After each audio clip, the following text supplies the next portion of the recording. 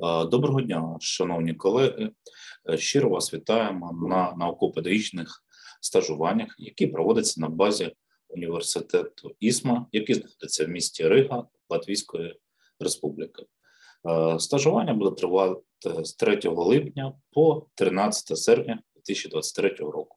В рамках стажування передбачено проведення лекції, яку ми сьогодні з вами уважно прослухаємо, а також написання тест-доповіді за результатами прослуханої лекції і формування відповідного збірника тест науково-методичних доповідей, які ви отримаєте разом з сертифікатами про підвищення кваліфікації. Підтримку цьому заходу надає Центр українсько-європейського наукового співробітництва. Я є його директором, Віхляєв Михайло. Сьогодні буду представляти центр на цьому підвищенні. ISMA – наш надійний партнер вже протягом останніх 3 років. Вперше ми в червні 2021-го спробували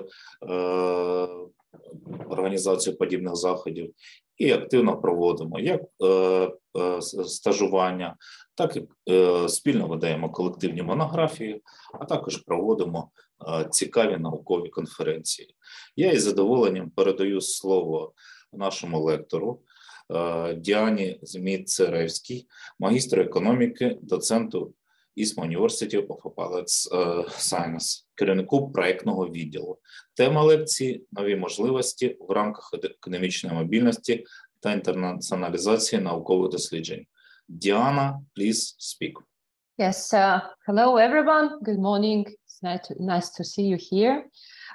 Today we will have a training or a lecture review that would be devoted to some news in the field of mobility, in the field of some scientific developments, and how actually we can apply it together, how we can do in the current period of time up to 2027. I would like to share my screen, if it's possible, if you can grant me the possibility to share my screen and start my presentation and tell you about the things that I suppose would be interesting to you. If you will have any questions to me while I would be speaking, please, you are welcome to write them in chat. As soon as I will see them, I can answer, or we can also have a question and answer session in the end of our training. I understand Ukrainian as my father was from Ukraine, but unfortunately I cannot speak. So if you write in Russian, English, or Ukrainian, I can understand your question and then I can answer. So I will try to share my screen and then we can start. Do you see my screen now? Yes. Yes, okay, so I will turn off the video, so I will not be disturbing you with that, and I will make it more, just a second. So as Михайло told, I am Diana Zmіцеревська. I work in ISMA already for more than 15 years. Currently, I'm assistant professor at the Department of Economics. I'm teaching in ISMA, and I'm also heading project department. So I know quite a lot about different projects and possibilities, not only for European universities, but also for Ukrainian as the partnering country. And I'm also teaching in a private school, international private school, so combining my experience and combining knowledge from different fields. Some words about our university, what we are doing, just in short, for you to have an understanding. So our University of Applied Science, it was founded back in 1994 in Riga, Latvia, and is currently working here. Currently, we teach in Latvian and English. These are the languages of studies, but we have international team and we speak Latvian, English, and Russian. ISMA is a holding, and it's not only the University of Applied Sciences. We have opened a branch in Uzbekistan and Fergana in 2018. We have a private school that works from the year of 2000. In 2020, we have opened up international school. This is International Baccalaureate School that is working in more than 150 countries. And this will be already the third year we're working with that. And this is accredited school. And we have also scientific research institutes that help us to exactly have the status of University of Applied Science according to our legislation. And as you see, it's more than 25 years that we are keeping our traditions and we are working with students at different levels. In our structure, we have higher education for different levels, starting with the first level of higher education. This is college, where students are studying for 2 years. Then we have bachelor degree studies, master studies, and doctoral studies. The main directions of the study are management economics, information systems, and tourism and restaurant business. They go under business administration program as specialties that students can choose. All the programs are accredited. This year we will go through, once again, through accreditation, as this is a certain demand of the legislation, of local legislation. Still, as the programs are already verified, they are working, they show, they are popular among students, among people, so we are sure that this accreditation would be prolonged.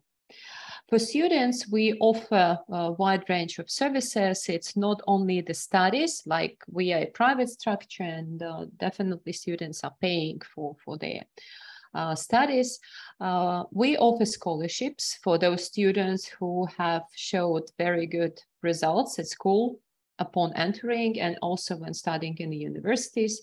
We offer them hostels, international internship, not only within the borders of Erasmus Plus programs, but also just using our own connections and partner network. We offer student mobility for Erasmus. We have also some services that are associated with tourism, and sometimes we are able to offer through our former students to offer our current students some very good offers for tourism and traveling. We support international students with visas, accommodations, and employment. And recently we have more international students than local because unfortunately demographic situation in our country is very bad. Due to this reason, we do not have enough school children who leave school and who enter universities. And unfortunately, or maybe this is a big plus for private universities in Latvia, that we mostly attract foreign students. I would say that at the moment we have 80% of foreign students who study in our university. The types of studies that we offer, this is full-time, part-time, and distance learning. So students can choose the option that suits them best. We hold also different events, international conferences. We have periodical scientific publications, and our partners from Ukraine also actively participate in them. And as you have already heard, we have also common monographs that are available all the time, and everyone who is willing can participate.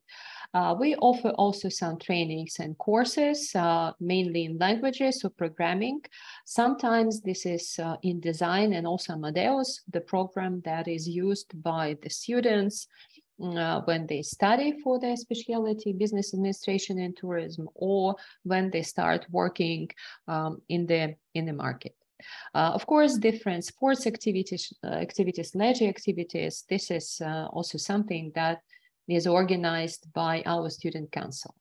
The annual conferences you see on the slide, this is International Conference, Internship and Employment. Usually here we discuss questions that are related to internships, trainings of students, how they can be employed, what are the problems they are facing. Usually partners from different countries participate. They offer places for internship or training for students. And also we get to know more about how students how the training happens, how the internship happens, what are the conditions of life there, what are the conditions of work, etc. Next conference, this is open learning and distance education. This is also something that is becoming more and more popular, more and more in demand. And of course, there are different problems that teachers, lecturers, and students face. And we all have experience of working during COVID pandemic time, and we know that some problems are quite serious. But again, this is a possibility of sharing experience and knowledge how to work in a new environment and what tools should be used to make this process more efficient. And International Scientific Conference, Information Technologies and Management, that takes place in April and gives possibility to participate face-to-face, but also distantly or just by sending the article that later would be published in our journal. We have also some competitions. Generally, they involve students like ISMA Intellect. We have annual concert ISMA festivals. This is also a very popular event in our country, and also some students from other countries can participate. So any person that is talented can participate in it. ISMA Student Council is a very important structure in our university because this is a body that comprises different sectors and actually tries to support and defend students' interest. And they also are involved in decisions made in mobility projects, for example, or choice of students who would receive grants, or in many events that take place in our university or between the universities. If we are talking about internalization, all the strategies that lead us to some international status, then of course we can say that recently the policy of the country changed and the demographic situation is becoming worse, and this leads us to the necessity to be international and to work with international students. We also appeared in top 10 in multi-rank ranking. We were the first private university in Latvia who opened officially the branch outside Latvia that is registered, that is accredited, that works officially. And to the year of 2023, we have participated in more than 50 international projects that are related to different aspects of educational process, not only methodology, let's say, but also how to teach children, how to work with artificial intellect, some scientific projects that are related to things like new technologies, nanotechnologies, and so on. So all of this allows us to use modern methods in our study process to secure some technical facilities. The staff, of course, should be qualified. Then we are trying to improve all the time the communication between students and teachers, because this is a key also to success in our processes. The system that the university has is person-oriented, and we can say that the biggest part of teachers and staff who works in the university, we are in the university for a very long time. So we do not have people come and go. We are like a family. On this slide, you see a pre-Erasmus history of our university. Like, we participated in projects that were available for us. First of all, it was Tempus project, because as soon as we have joined the European Union as the country, different funds and programs became available, and we were using them for development also, and establishing connections with different countries, different partnering universities. So as you can see, there were some programs related to establishing some connections between the labor market, the employer, and the university, then student self-governance. But these were the projects that that were not facing science or the results of some scientific development. So these were just the starting points how ISMA started working in different international projects. At the moment, we work with different projects. They are not that scientific. If we compare, for example, with the projects that we have back in 2011, like nanocarbon-based components and materials, because some of our colleagues, unfortunately, they left us, and this part of the science is not filled yet. We also had different projects that are related to students' mobility and staff mobility, and these are the projects that I would like to pay more attention to. And I will start telling more about the context, about the possibilities and possibilities also for you. And I will give you some practical information and resources that you can use. And then maybe you will have questions that I would be glad to answer. When we are talking about new opportunities for exchange, for going somewhere, receiving new knowledge, training, exchange experience, getting new experience, or following our scientific interests and maybe making something together with people from other countries, the first thing that we should think about is, suppose these are exchange mobility projects that secure exactly face-to-face meeting, working on some ideas, working on some scientific ideas, getting the result and spreading this result among others. So getting more people to know about what we have reached or what our results are. In this case, European Union helps us a lot.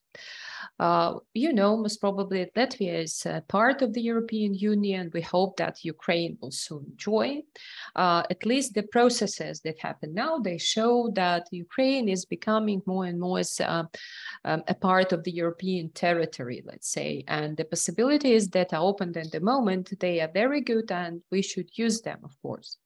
The policy context in this aspect is that the modern strategy that the European Union is following is trying to use the full potential of education, and not only education, but also culture, because for European Union, it is very important to convey the idea that people living in all the European Union, they are not representatives only on their country, but they are Europeans who have a certain cultural background, understanding some European things that they value, so values of Europeans and so on. And everything that people have in the sense of culture and education should be used to drive them to create new jobs, to provide economic growth and improve the social aspect of life, to make all people more or less equal, or at least provide them equal possibilities. And in this case, what the Europe is trying to do, to provide possibilities and opportunities so everyone can experience the European identity and the European diversity. People in Europe are different in the European Union, but they could be described or could be characterized with a single identity. The recent things that changed a bit, because previously the policy of the European Union was not taking in mind let's say, digitalization at such a degree as it does now. So the current plan is a digital education action plan that is developed for the period of time starting from 2021 till 2027.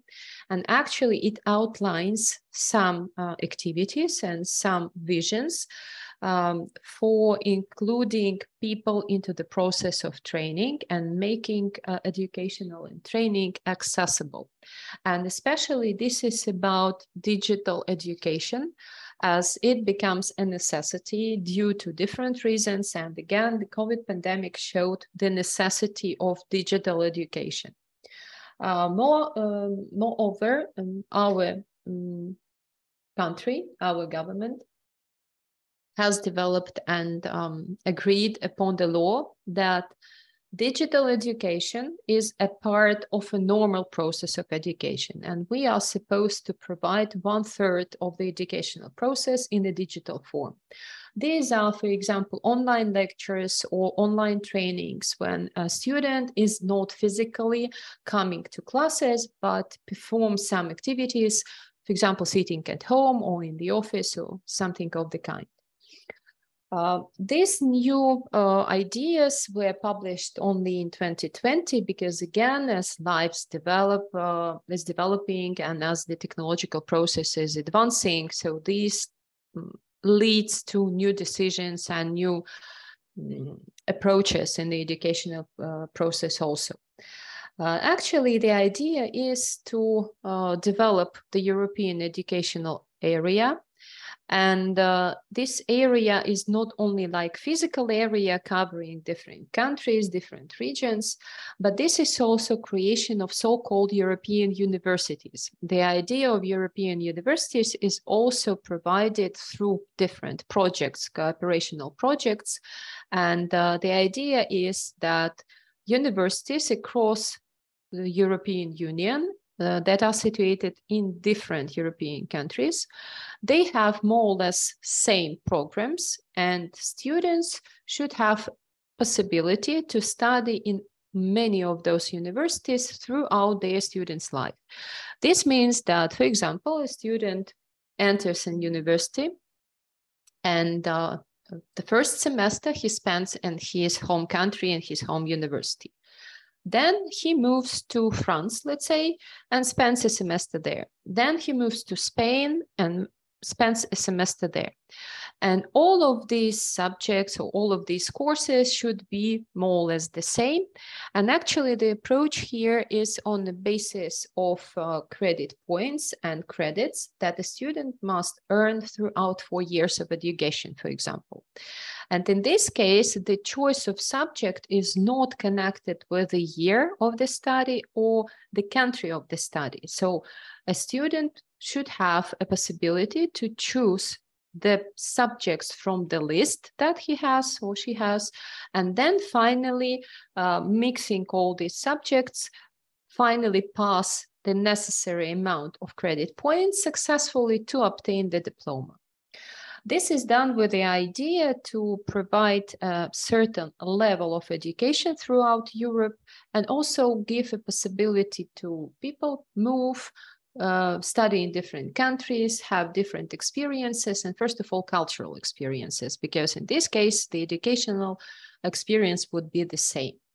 So this will give a certain shift in the quality of education and outcomes, and also in training in Europe, so that a person having this kind of educational training would be like, it would be possible for him or for her to live and work and study in any country of the European Union or of Europe. So there are some basic dimensions, so basic ideas, objectives, we can call them whatever, that are developed as priorities for the future. And this refers to educational programs, systems, trainings as well. So first of all, this is quality. Second, this is inclusion and gender equality. And I can say that recently we have already noticed this in the new period up to 2027, when we are talking about mobility programs, for example, for students or staff of different educational establishments, we see that, first of all, people who belong to less included territories or groups of populations or society should be provided the possibility to participate in the mobility. This refers to, for example, students or school children from a family with a single parent, the family where there are a lot of children, students that do not have a certain social level accepted in the country, and so on and so on. This could refer also to handicapped people, people with special demands, and so on. So we see that inclusion exactly works through such kind of programs. The third priority, this is green and digital, and this actually signs the transition from what we have now to being more green, to being more digital. Now we are talking about green Erasmus. It means that we should use less paper and do, for example, all the documents in digital form.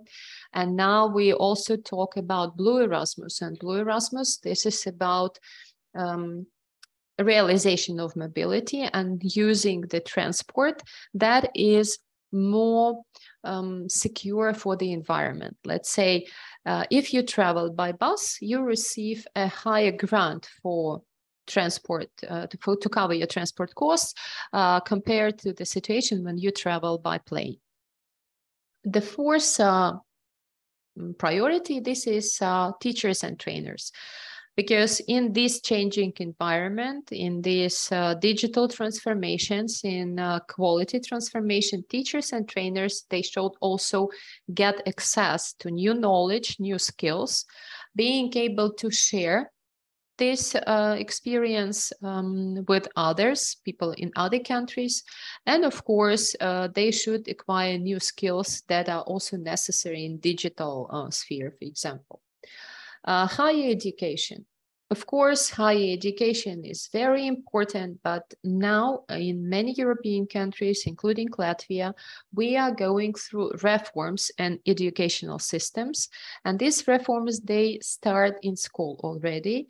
And our education would be focused more on skills than on the classical academic process of education and getting knowledge.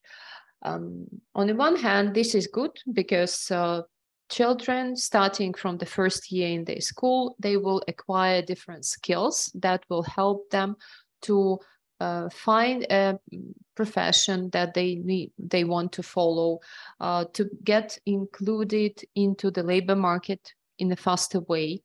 But on the other hand, they will receive less knowledge in certain subjects like physics, geography, history, or other subjects, because there would be a complete change in the subjects and how they would be filled with information. Then the evaluation system is also changing. For example, students in the 9th grade, not students, but school children in the 9th grade, during this academic year, they will not receiving semester evaluation or semester marks. They have received only the final evaluation in the end of the year in May. So this is again something that is introduced by our educational ministry. This is a new law that would be introduced also furthermore. And we expect that our students, our school children and students consequently will not show good results in general knowledge. Unfortunately, this is another side of focusing on skills and experiences.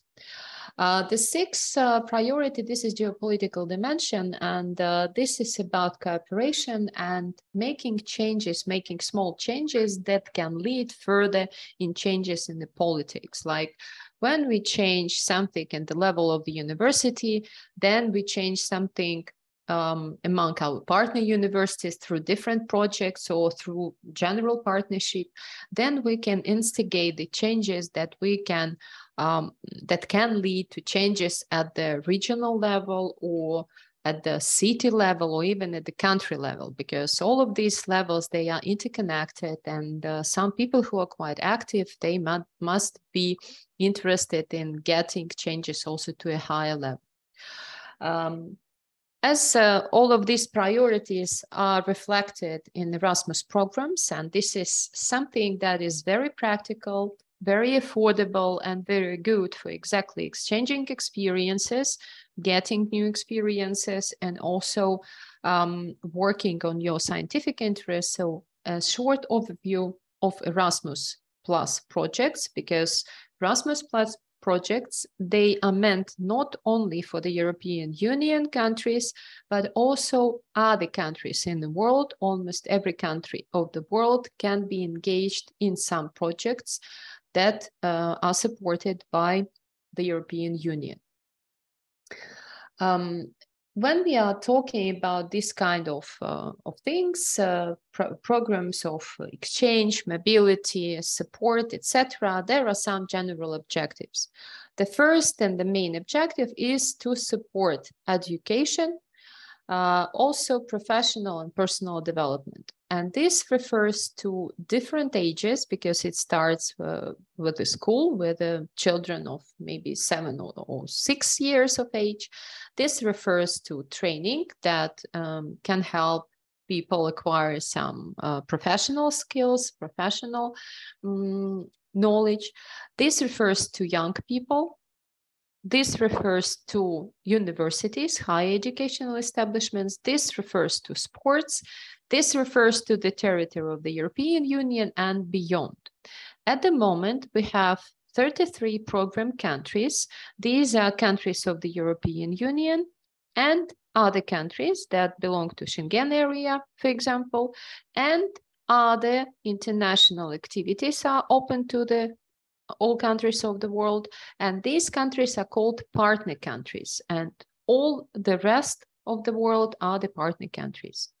3 main actions that already have the idea of what is included in there. These are mobility, cooperation, and policy development. Mobility, this is at the level of the educational institution, not necessarily this is a higher educational establishment. This could be a vocational education, this could be school, secondary school, this could be preschool education, this could be college, this could be university, this could be institute, whatever. Cooperation, this is development of some programs, etc., together with partners in different countries. And policy development, this is already the projects that are meant for introducing changes in the policy of the country, regionally, locally, or domestically, or internationally. And usually these are very big projects meant for a longer period of time, let's say 3 years, and they are heavily financed. So some projects receive even millions of euros as financing. There are 2 types of implementation of these programs. These are national level and international. National level, all the projects are managed and checked by national agencies. We have Latvian national agency. There is also national agency in Ukraine, the Office of Erasmus, and there are direct projects, directly managed projects by the structures that sit, let's say, in Brussels, that do not have any national representatives. As you see on the slide, the budget for the period from 2021 till 2027 is huge. And 30% only, they are meant for cooperation projects and 70% for mobility projects. And we can say that this budget of more than 28 billion euros meant for 10 million participants. It means that every organization, every university, every partner is counted as a partner. So that's why the number of participants is huge.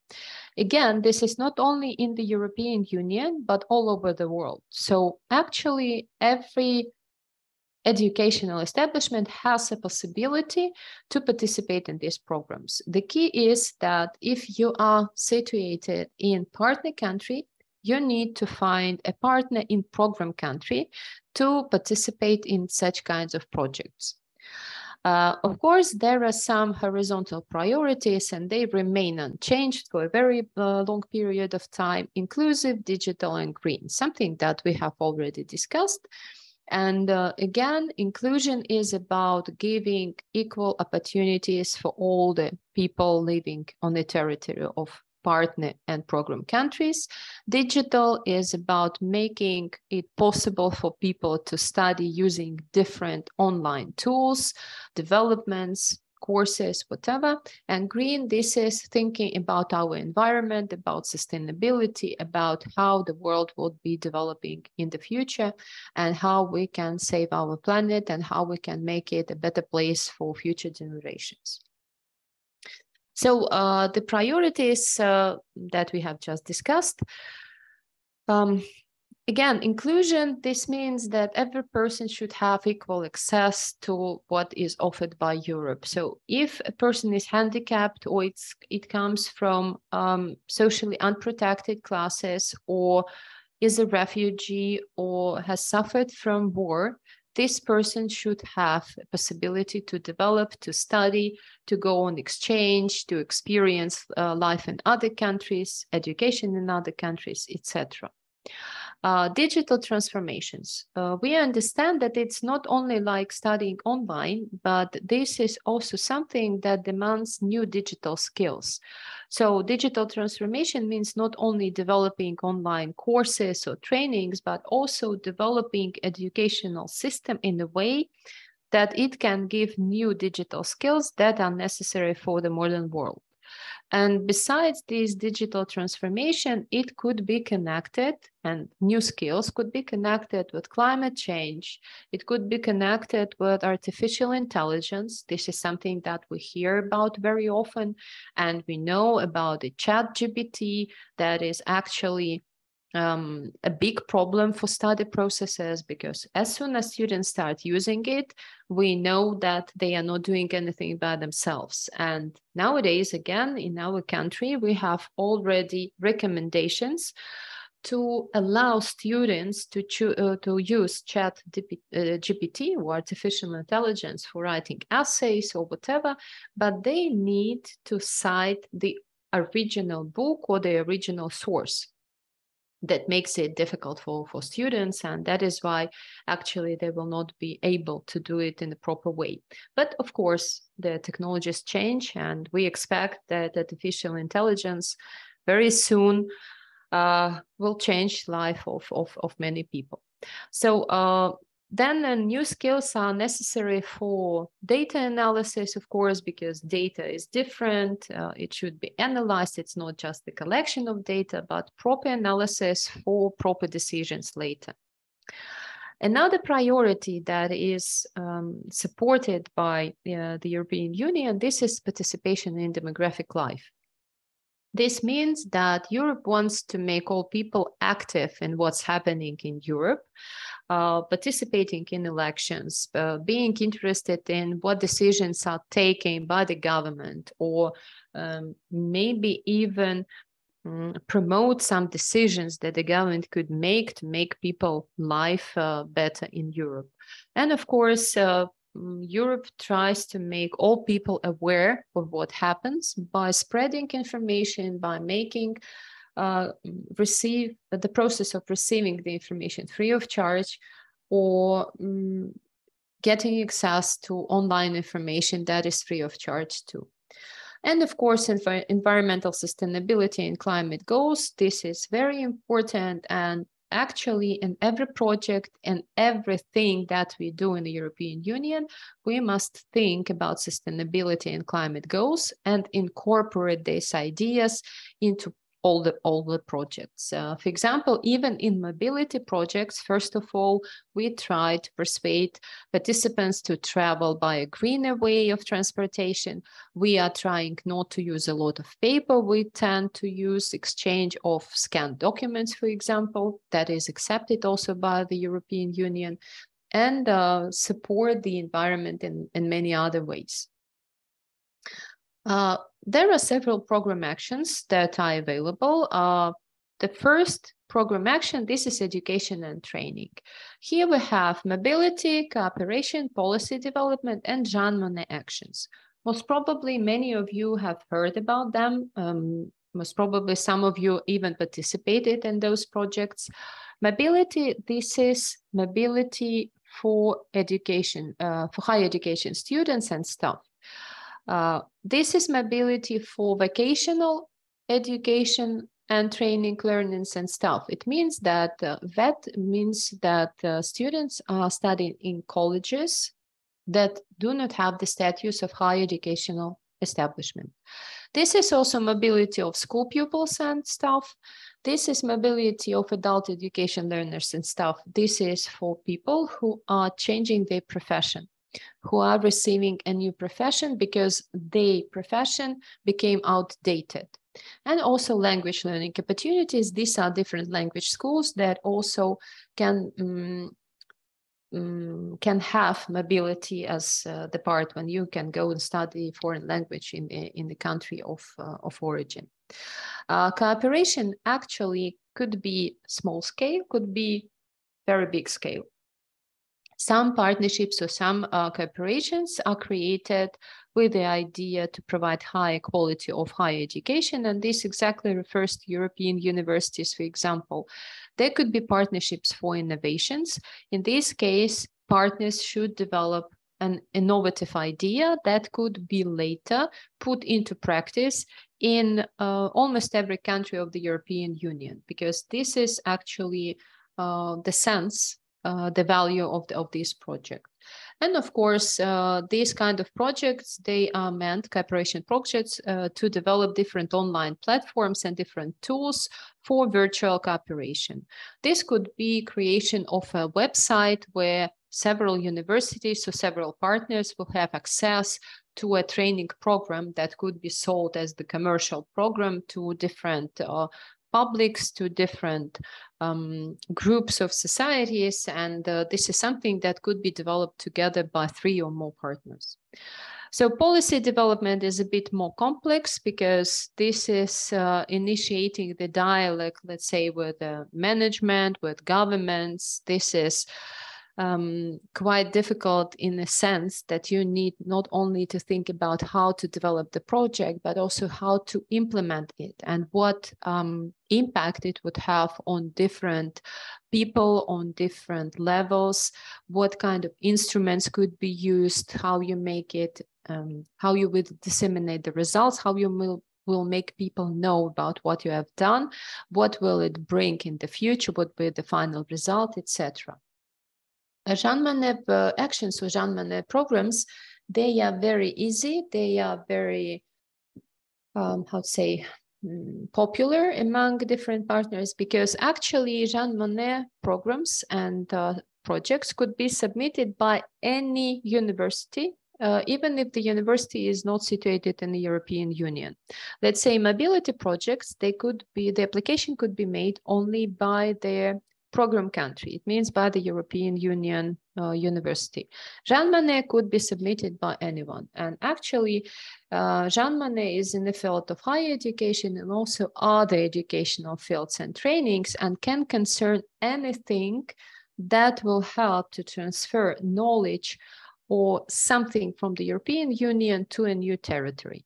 We also had experience of developing such programs and such projects with our partners in Ukraine, because let's say there is a kind of unique experience in some aspects of life in the European Union that could be transferred to another country. So if another partner is interested, we are happy to participate, because in this kind of projects, European partners also should participate.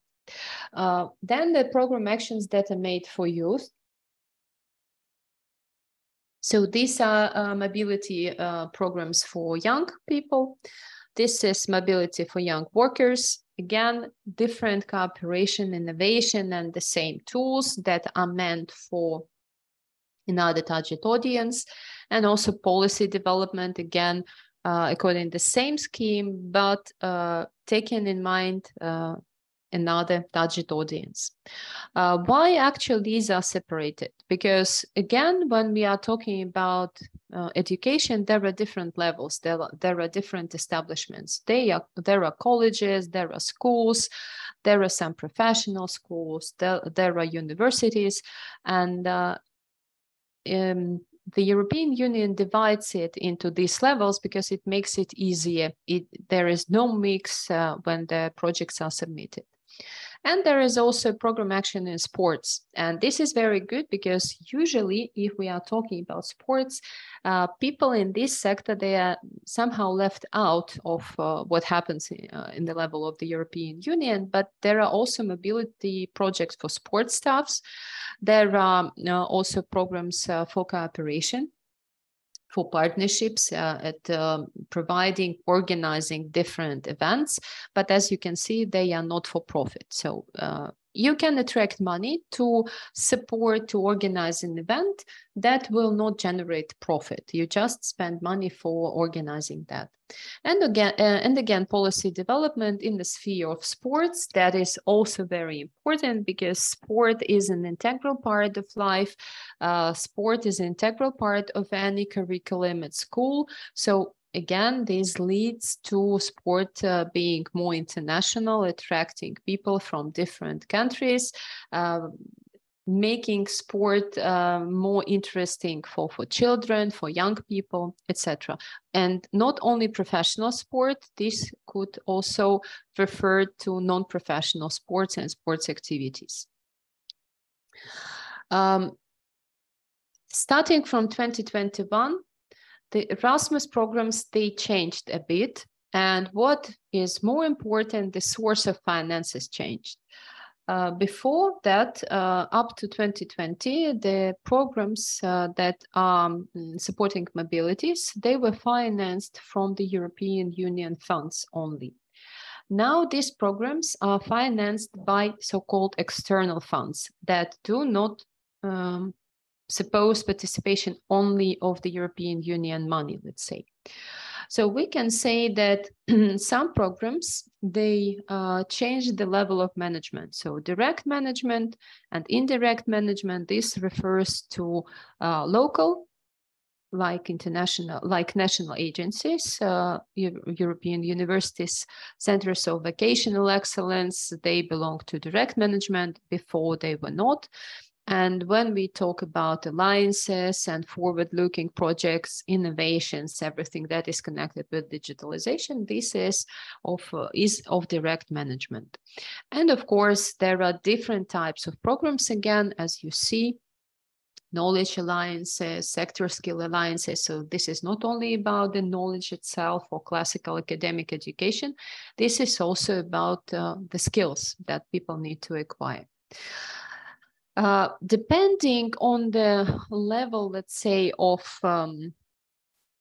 cooperation and depending on the targets, like whether you want this partnership to be long-term or you want this partnership to be short-term, there are different types of cooperation or models of cooperation, as you see on the slide. Usually, this is how the European Union wants universities or other educational establishments to work. They prefer that universities start with some general cooperation, then they can do partnership for cooperation and cooperation projects and start with mobility projects, where staff and students, let's say, from different universities, they get to know how it happens in another country, in another system. They get to know how it works, and then they proceed with more serious cooperation projects, like they develop common, for example, master's programs, or they develop certain training programs together that is, again, accessible to students and staff from both sides. Then the next level is partnerships for innovation. This is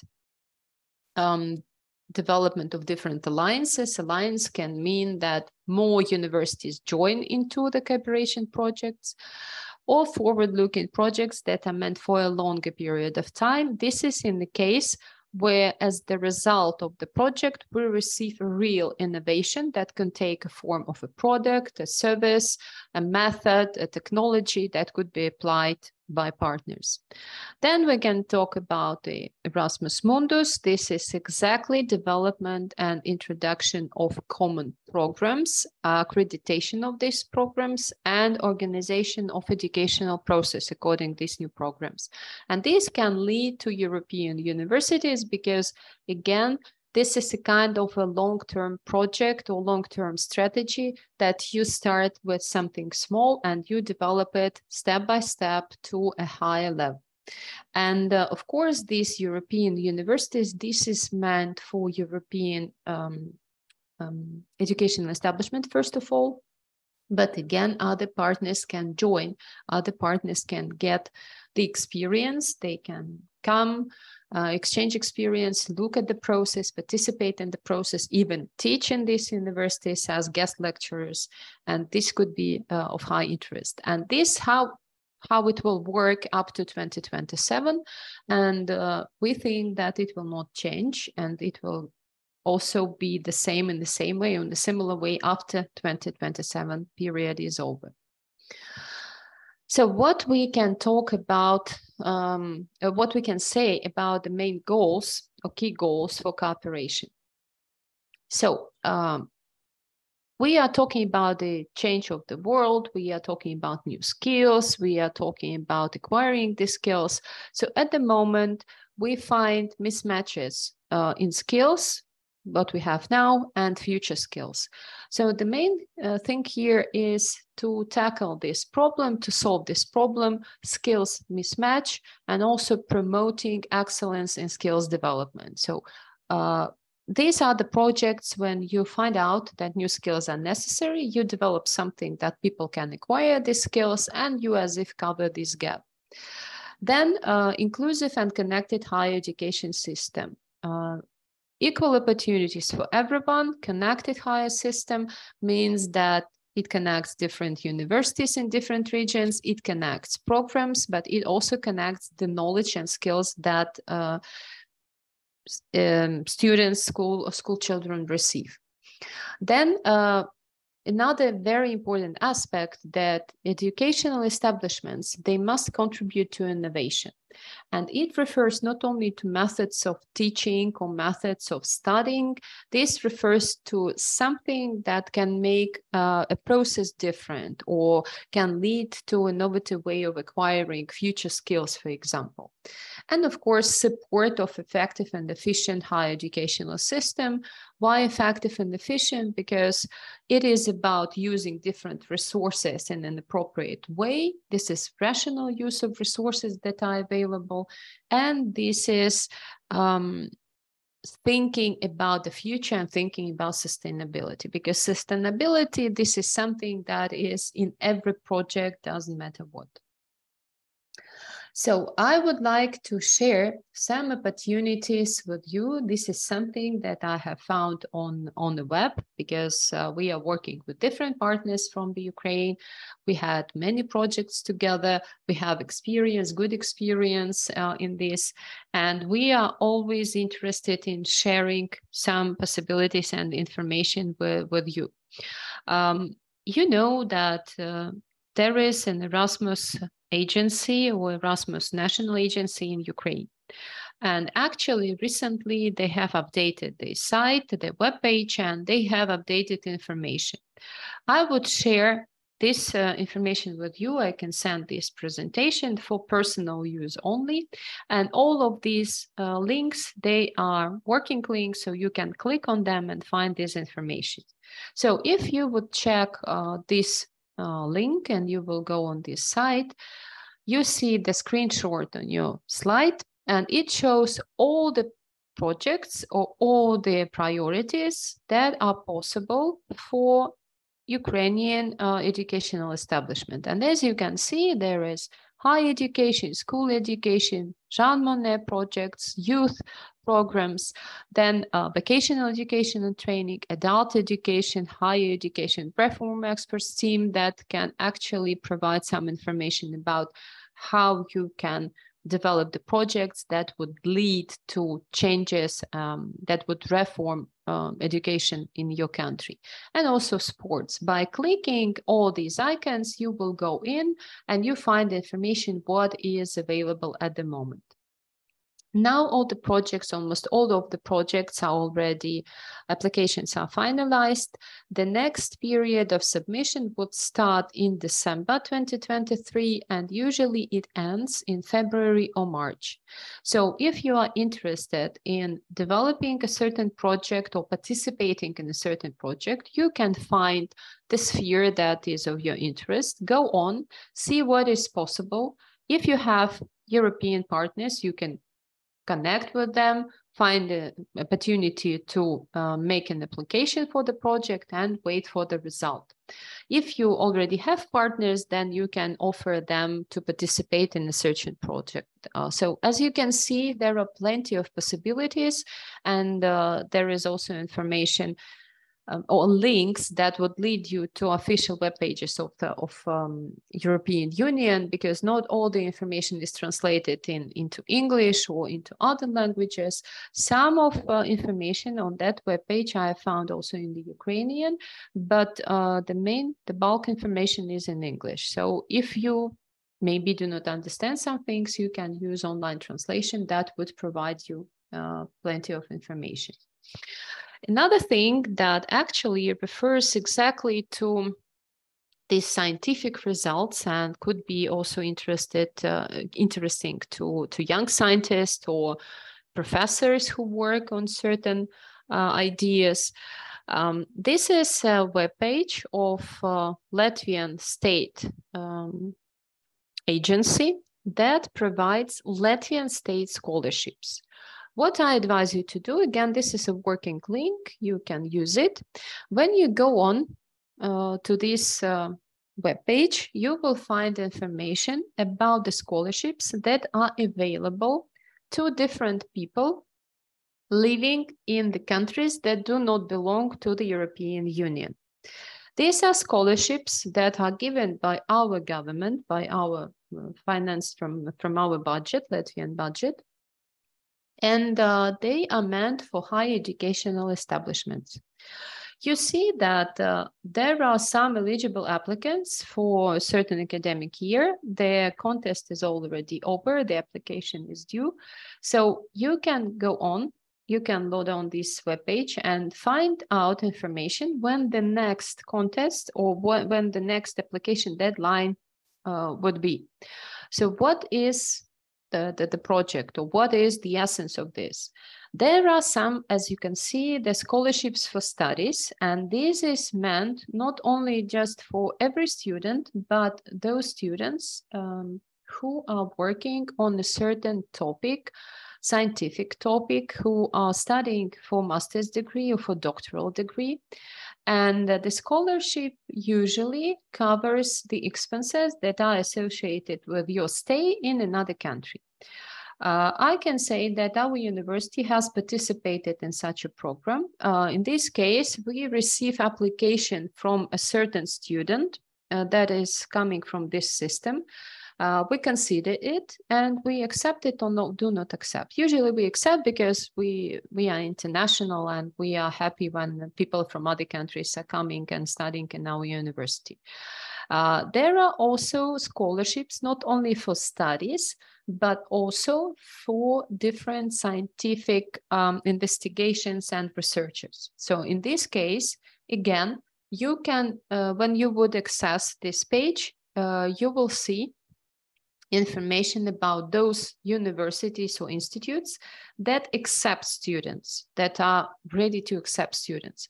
And in this case, you can choose which university suits your purposes. Then there are also so-called summer schools. Summer school doesn't mean that you go and study during the summer, but sometimes it's also the case.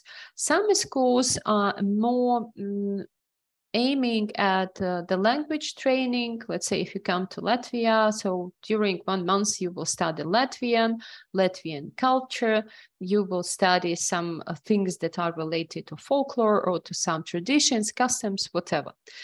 Some universities, they provide summer schools for those students who cannot come during the study year from September till May.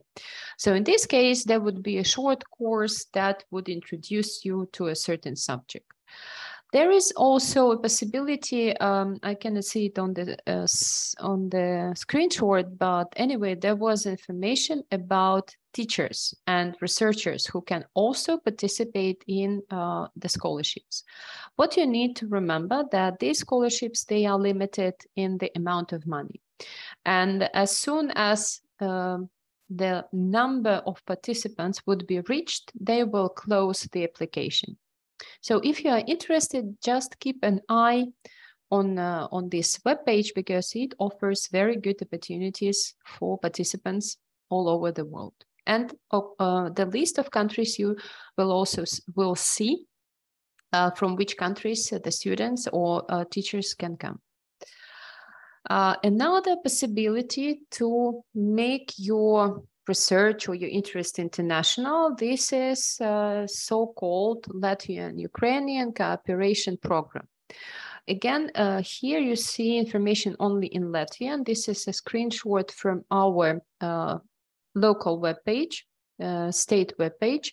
This is in Latvian, but some pieces of information are in English, and they are renewing the webpage. That is why it was not possible to have all the information in English. Why this is interesting? These are cooperation programs that are supported by Ministry of Science from both sides, from Latvian side and Ukrainian side. And in these projects, it is possible to make common research within a certain areas or certain priorities. These projects allow to organize participation in conferences, because we know that the staff of the educational establishments, they should participate in conferences, they should have articles, etc., etc. So this can give an international result.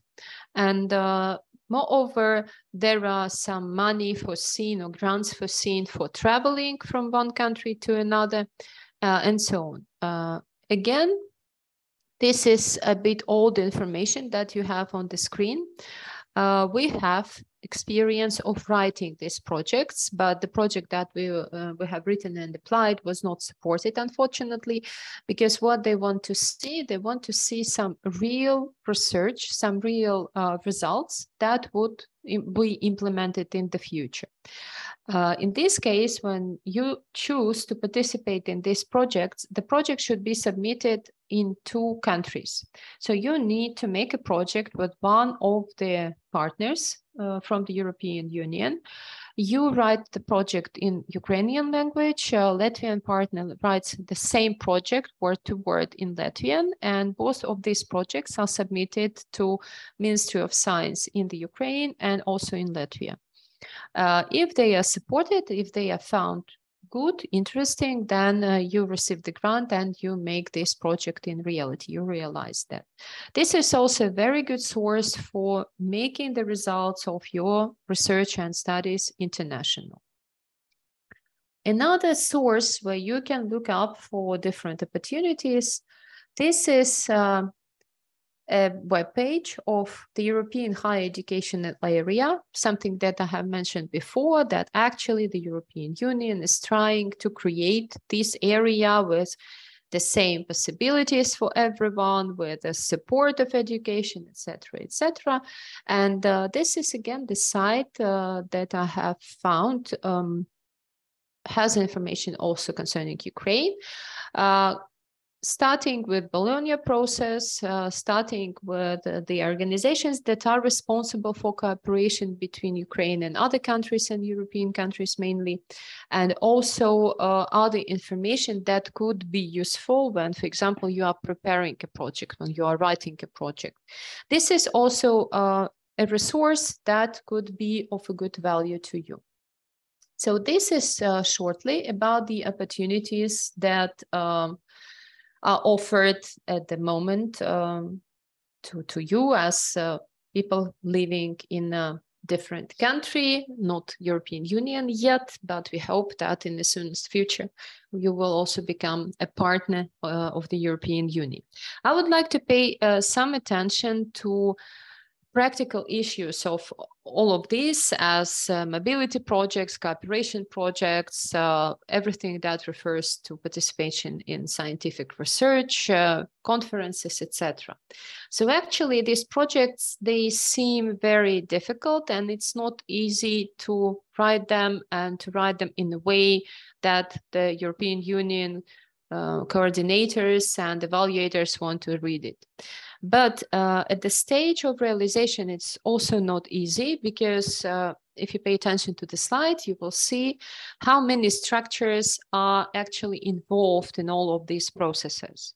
Because if we are talking about any project that involves mobility or visits, then there is international relation department that helps with visas or invitations. Sometimes the residence permit is necessary, for example, for students who stay over 90 days. Like the students who come from Ukraine to our university for mobility, they stay for 5 months. This is a semester, and they have a right to stay without visa only 90 days. So we need to provide a residence permit for them to stay within 5 months of their mobility.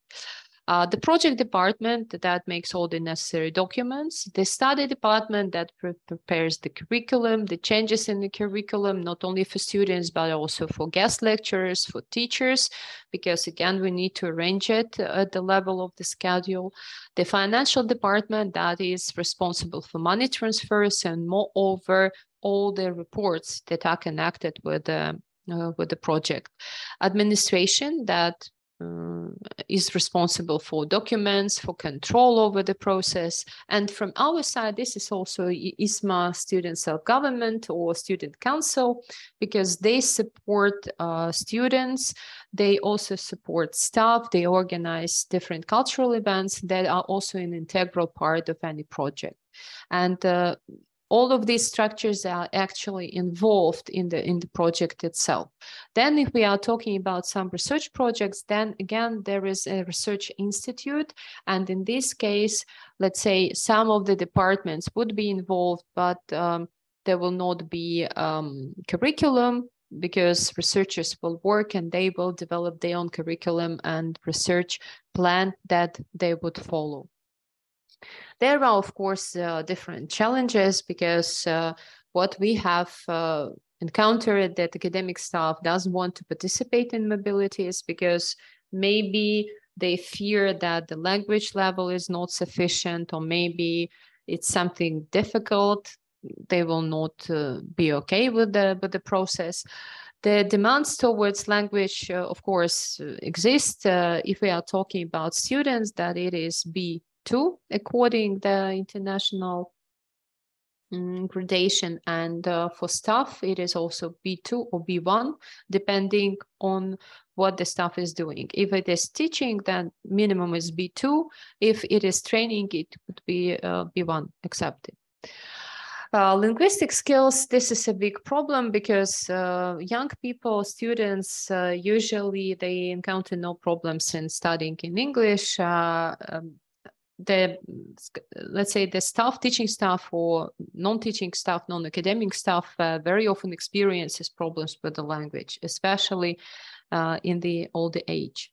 Technical staff usually never participates in these projects. This is also a big question. Why? Because they do not find it necessary, maybe, we don't know. Then it's very, very difficult to find a guest staff from companies for teaching, because this is something that is very valuable, the connection of the educational process with the labor market, with the real market. So what actually is necessary for students to know which skills they should have to be employed in a certain company, in a certain industry. And this is a real problem, and we face it also that no people from companies want to come and read a lecture or make a training for students.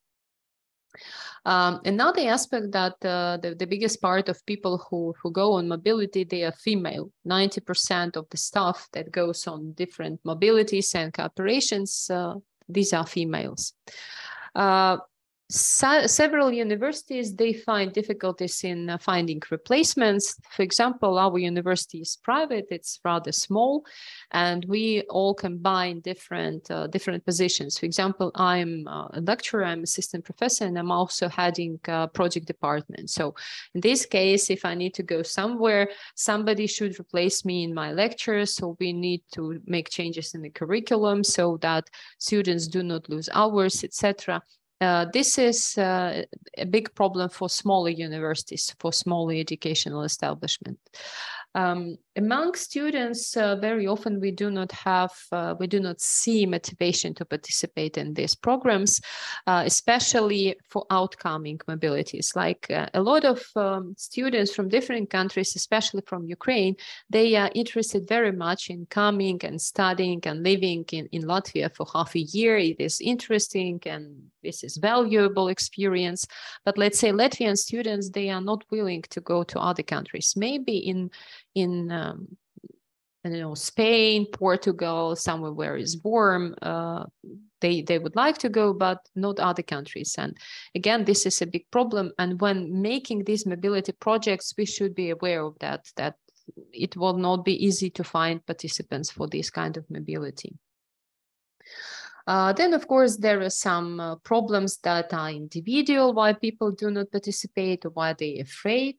There are some general inconveniences. For example, if you make a big project with international partners, like, you know, at the moment we have a partnering university in Brazil, and people, the staff, they as if want to come, but they are afraid of all these flights, all those schedules, the change of time, etc.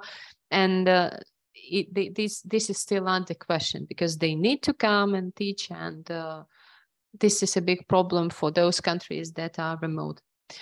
Cultural gaps, of course, they exist, but we hope that we are quite democratic in this and we try to minimize them. For students, there is a big problem that when students are coming for the mobility, they are not attending all the classes. And sometimes they face the problems with passing the exams. And sometimes it's not following the administrative procedure. Administrative procedure means all the documents, and all the documents referring all the projects of the European Union.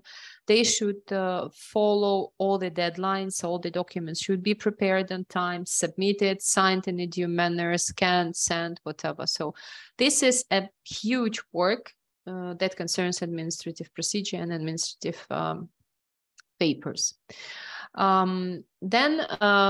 If we are talking about how partners should work, there should be very clear systems from both sides.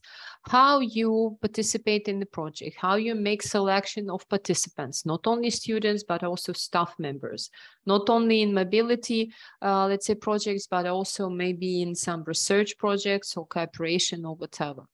Then sometimes we have expectations that are different from reality. This also could happen. So we should be aware that the results are not only positive, but sometimes we receive some negative results that we should work with. If we are talking about different projects, and it's relevant not only to students, that people, students or staff members, they are not sociable. This means that they are hard to get into contact with and to get the feedback, and this is also something that's not good. If we are talking about how this is controlled, again, the control system, evaluation system should be agreed between partnering universities or educational establishments. There are different online tools that should be used nowadays, and the number of these tools is growing because online tools are created not only for project management, but also for students separately, for signing interinstitutional agreements separately, for let's say financial management separately. All of these tools, they would be integrated. The European Union works on it, but still this makes, again, a problem. You need to use a lot of sources. You need to put information into different systems, and you need to make it constantly. So again, this is something that people should keep in mind when applying for these projects, that every step that you make should be registered and reported. When we are talking about other challenges that are not directly referred to the mobility project itself, this is competition. Competition among private universities for these kind of projects. There are several state universities in Latvia, like Latvian University, Riga Technical University, etc. These universities usually they have the application of projects that is meant only for state or public universities. So they have as if their own contest. But besides that, they participate also in a general application that refers also to private educational establishments. In Latvia, there are a lot of private universities, and all of them, they are applying for different kind of projects, because this is a good way how to provide cooperation, how to provide innovation, how to provide access to new technologies, digital technologies that could be used. This is also sometimes connected with making the infrastructure more comfortable or better or something of the kind. But the competition is crazy, because a lot of universities, it seems that a lot of projects, but some of them are very serious. And when you apply for the project, it doesn't mean that you will get the financing, because the system of evaluation also changed. And it is very strange that sometimes we apply one and the same project several years. For example, we apply during 1 year, we do not get the support, we do not get approved project, so it's not financed.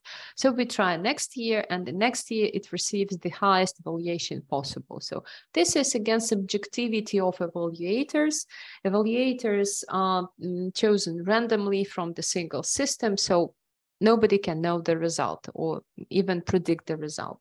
But again, we need to try, and sometimes we are successful in this. Sometimes we need to work more on the projects that we apply, especially the projects that concern innovation or long-term cooperation.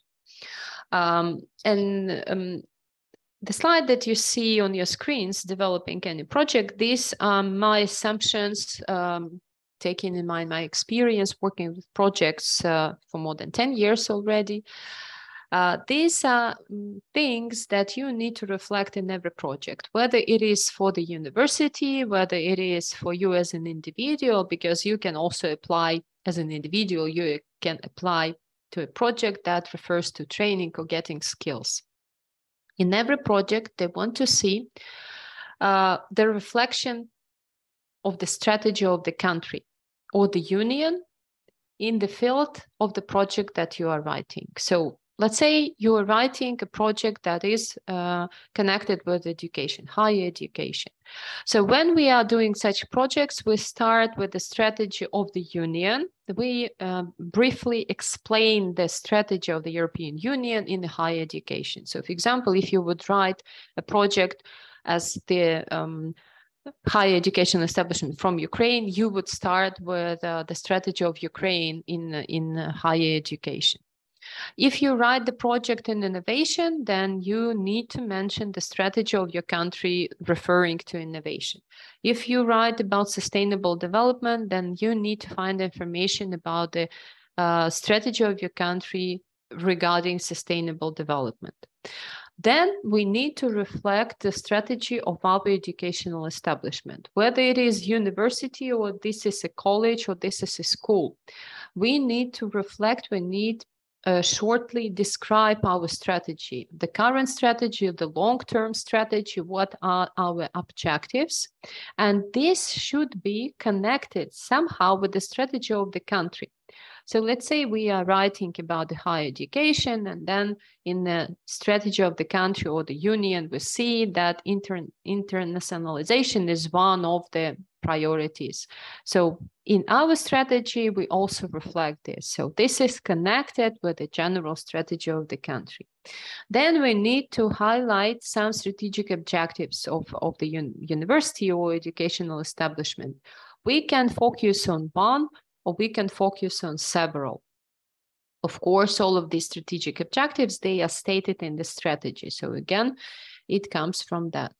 The next point is to outline benefits for all the participants. Even if you write an individual project that you participate in a certain type of the training, you need to think about the benefits for you, what you would benefit, what you can use, what would be the result of it, and how the organization that would provide the training for you would benefit from your participation.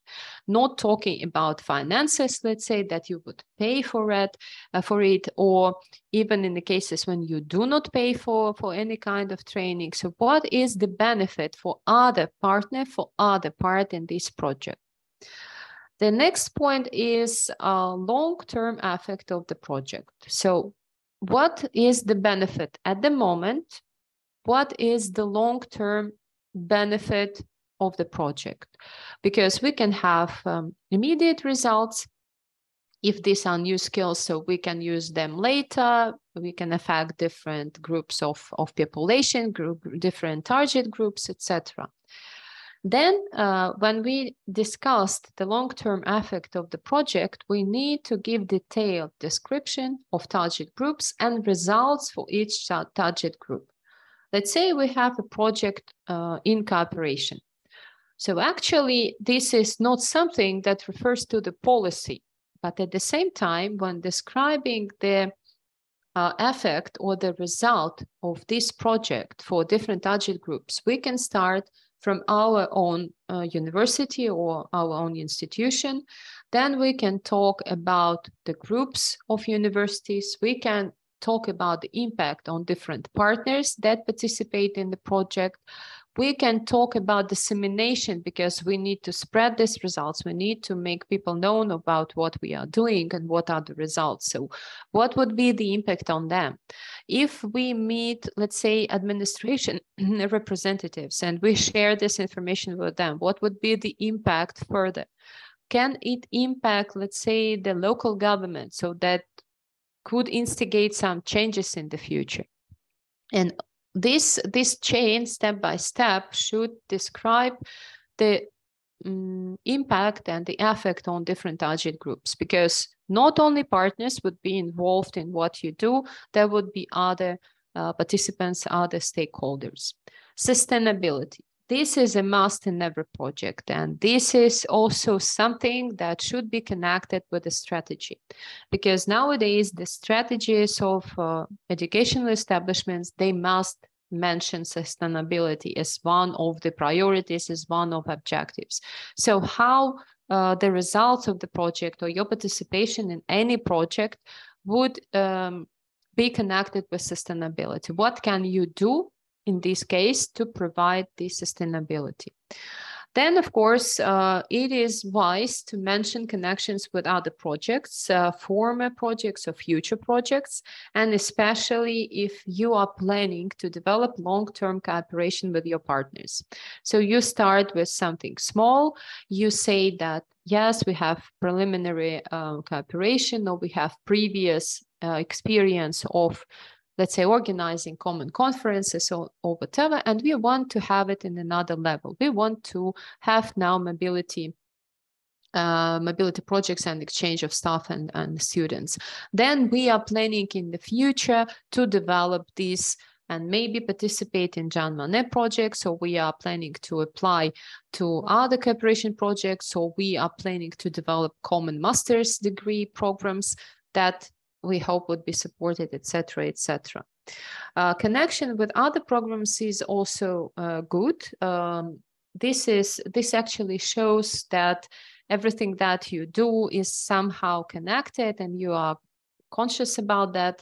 Let's say in our case, we have university, we have also school. School has its own projects that are meant for school children of different age, and schools are making projects that exactly are aiming at sustainability and ecology. And one of the projects that the school was doing, this is about garbage, how you can process garbage, or what you can do to minimize garbage in your school. And they were making a lot of art pieces and art objects using garbage that was thrown away once. And when writing a project, sometimes we mention that actually we have an experience in participating in projects that are meant for environment or meant for sustainability, and this is exactly that project. It even doesn't matter if this is the project that was aimed at school children, because still, if you are somehow connected with that, you can mention it. And of course, the impact of results strategically, so how it would change something in the future in your establishment or in your partner's establishment, or what are the possible ways and possible impacts that it can have in the future on all the target audiences, and maybe the result that you would receive. For example, you have a research project and you will receive a new material as the result of that. So logically, that this new material can change not only the position of your structure, position of your institution, but also the world itself. So you need to think about what could happen with that in the future. So that's so far everything that I wanted to share with you. This all we have discussed. I just want to reach the last slide. These are my contact information.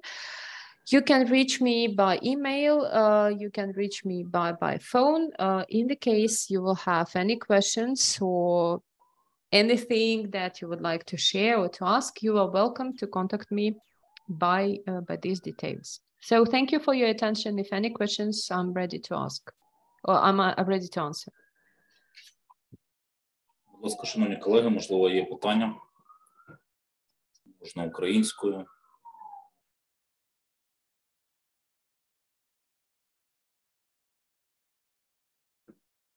Бачимо, мабуть, питань немає. Тоді ми щиро дякуємо, Діана. Надзвичайно було цікаво, пізнавально. Ми робили запис. Цей запис обов'язково буде розісланий учасникам, які були присутні, які не змогли прийти на стажування. І ми обов'язково всі разом ще детально вивчимо цей відеозапис. Щиро дякуємо вам, Діана, дякуємо ISMA за багаторічну співпрацю. Шановні колеги, дякуємо вам за участь у заході. Всім бажаю гарного і найголовніше спокійного дня без бомбьошки. До наступної зустрічі. До побачення. Yes, thank you very much for your attention, and I hope that we will contact each other maybe in the future. So if you have any questions, you are welcome to ask them.